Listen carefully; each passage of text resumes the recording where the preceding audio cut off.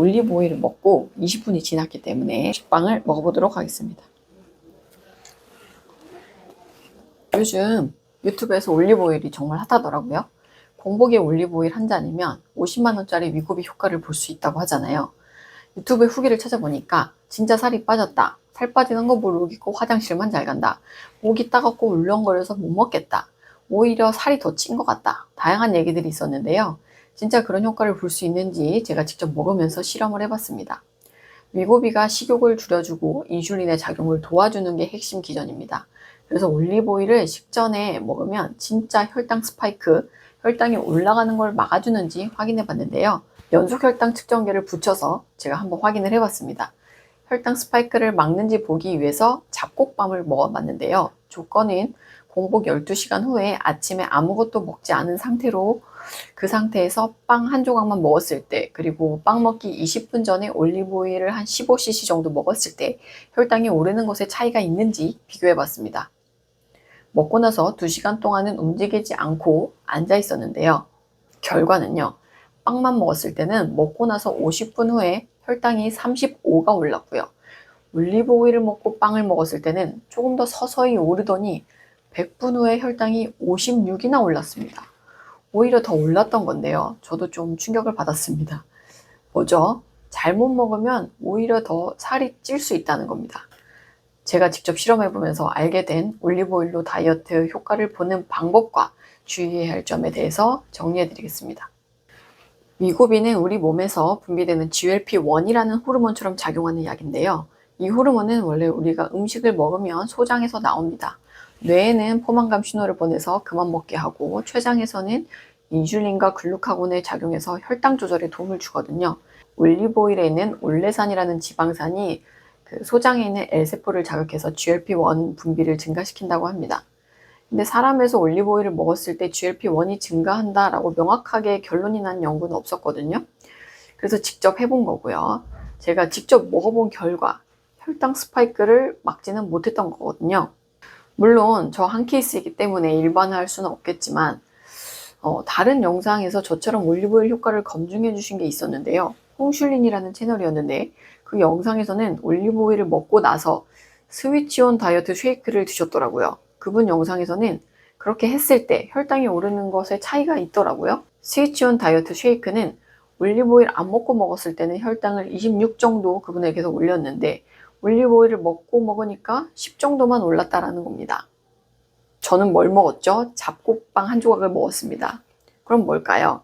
올리브오일 다이어트의 효과를 보려면 올리브오일을 먹은 후에 뭘 먹느냐가 중요하다는 거겠죠.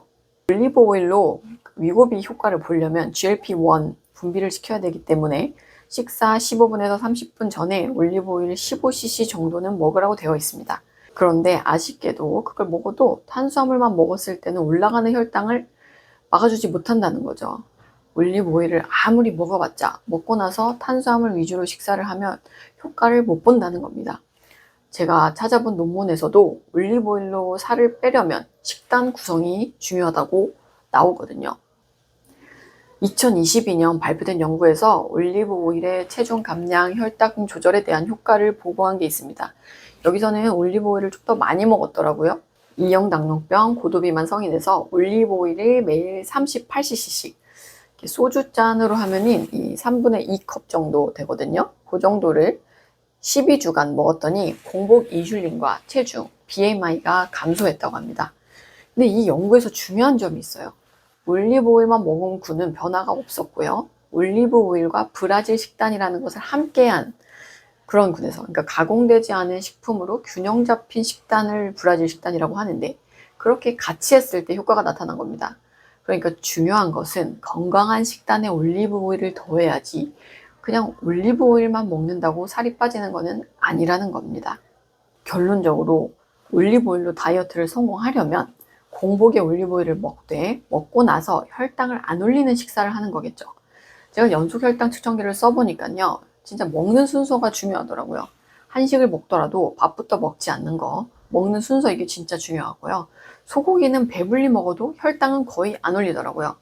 이렇게 혈당을 안 올라가는 식사를 올리브오일에 잘 붙여주면 혈당 스파이크를 막게 되는 거고, 혈당 스파이크를 막는다는 건 인슐린 분비가 줄어드는 거고, 인슐린이 적게 나오니까 지방을 쌓는 걸 그만하고 지방을 태울 수 있는 몸으로 변화되는 겁니다. 혈당 스파이크를 막아주는지, 인슐린 분비를 좀 줄여주는지 혈당계 없이도 알 수 있는 방법이 있는데요.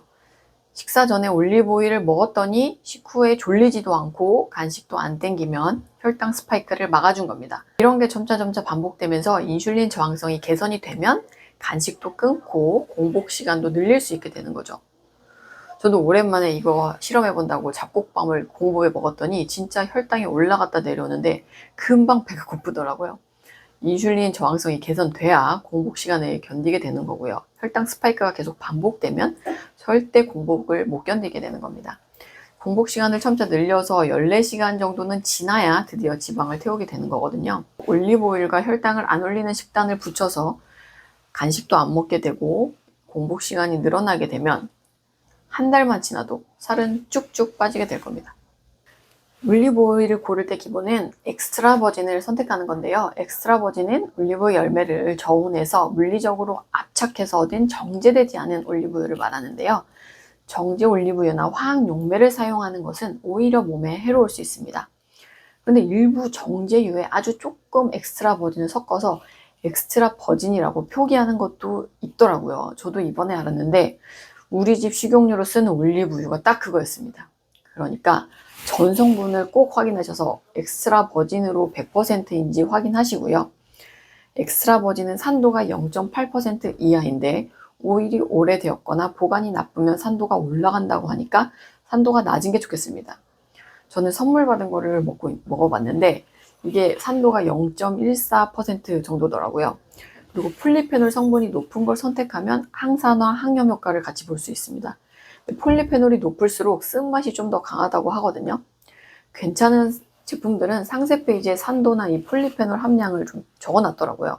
체크해 보시면 좋겠고, 또 뭐 맛을 따지는 분들은 올리브 품종이 어떤 건지, 햇 올리브인지, 유기농인지, 오일을 병에 담은 날짜가 언제인지까지도 또 따져보신다고 합니다. 또 개봉 후에는 산화가 잘 되니까 작은 용량을 사시는 것을 추천드리겠습니다. 만약에 매일 올리브오일을 식전에 먹는데 한 일주일이 지나도 포만감에 영향이 없고 간식이 땡기고 밥 먹고 계속 졸린다면은 이거는 좀 효과가 안 나고 있는 상태라고 볼 수 있겠죠. 제일 먼저 식단을 점검해 보시고 저처럼 혹시 올리브오일에 탄수화물 위주로 먹고 있진 않았는지 다 점검해 보시고요. 그게 아니라면 GLP-1을 분비하는 장내 세포의 기능이 떨어졌기 때문일 수도 있습니다. 이런 경우에 레몬즙을 더하면 GLP-1 자극을 좀 도와줄 수 있다고 하는데 위산이 과다한 상황에서는 이런 산 성분을 공복에 먹으면 좋지 않으니까 조심하셔야겠고요. 평소에 정제 탄수화물을 워낙 많이 먹어서 인슐린 저항성이 심한 경우에도 GLP-1에 대한 반응이 미미할 수 있거든요. 이런 경우에는 한 달 정도만 식단에서 과감하게 정제 탄수화물을 빵떡면, 설탕 같은 거죠. 끊어보셔가지고 인슐린 저항성을 좀 회복하는 거를 같이 해주시는 게 좋겠습니다. 그리고 공복에 올리브오일이 안 맞는 분들도 있는데요. 췌장염이나 담석증 치료를 받은 분은 지방 대사가 어렵기 때문에 의사와 상의하시고 복용하시는 것이 안전하겠고, 이런 진단을 받은 적은 없지만 공복에 올리브오일을 먹었더니 메스껍거나 설사나 복통이 있다면 소용량부터 뭐 한 5cc 정도부터 시도해 보실 수도 있는데, 그런데도 적응이 안 된다면 다른 방법을 찾아보시는 게 좋을 것 같습니다. 제가 공복에 먹어서 도움을 많이 받았던 음식 중에는 난각번호 1번 삶은 계란을 먹는 게 도움이 됐었거든요. 그런 다른 방법도 찾아보시는 게 좋겠습니다. 오늘의 결론은요. 올리브오일을 식전에 먹으면 GLP-1 분비를 도와줘서 혈당 스파이크를 막고 인슐린 분비를 막게 돼서 위고비처럼 다이어트에 도움이 될 수 있다. 하지만 탄수화물 위주의 식사를 하면서 올리브오일을 먹으면 칼로리만 늘어나서 살이 찔 수도 있겠다. 제가 이번 영상을 위해서 연속 혈당 측정기를 처음 써봤는데요. 써보면서 알게 된 것들이 또 있거든요. 생각보다 제 공복 혈당이 불안정해서 좀 놀랐고, 혈당을 올리는 의외의 음식들, 또 혈당 변화에 따른 저의 컨디션까지 좀 새로운 걸 많이 알게 됐습니다. 그래서 다음 영상에서는 연속 혈당 측정기를 어떻게 사용하면 좋을지, 다이어트에 도움을 받으려면 어떤 걸 체크해 봐야 될지 정리해 볼 예정이거든요. 궁금하신 분들은 꼭 구독 눌러주시기 바랍니다. 제 채널 너무 작아서 구독 안 해놓으시면 찾을 수 없거든요. 구독해주시면 도움이 되는 영상으로 꼭 보답해 드릴 테니까요. 꼭 구독 부탁드리겠습니다. 긴 영상 끝까지 시청해 주셔서 감사합니다. 건강한 하루 되세요.